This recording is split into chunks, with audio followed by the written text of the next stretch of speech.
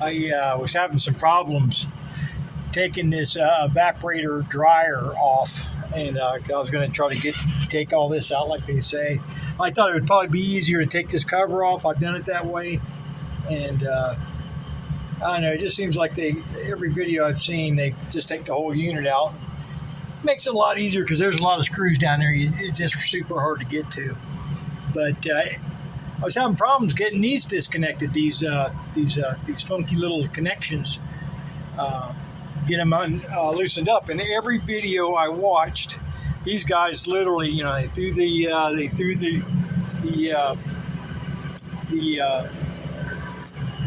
gas fuel line things on there and popped them in there, and boom, they come right out. I mean, every single video I've watched, they did that. And I've been struggling now for about a half an hour trying to get them off, and the thing wasn't sliding in there like that. And I realized you got to push them forward to try to get the maximum you can out of it. And I just wasn't being able to get them in there at all. So I got me some blasters, got me a little bit of blasters, and I shot it up from the bottom because it goes in there, and up from the flanged end.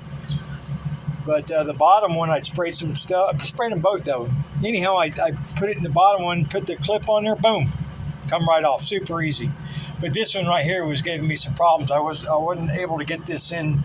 It slid in there, and so I was trying, and the blaster didn't work.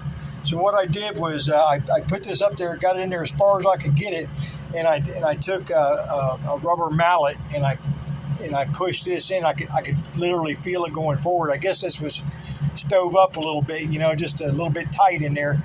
But I tapped on this, and then I could feel this going in there ever so slightly, and then finally it got all the way in there. But I had to tap this forward. So if you're ever having problems, try the WD-40 or blasters, and then try tapping on that sucker to try to get it to go forward if your release isn't getting in there.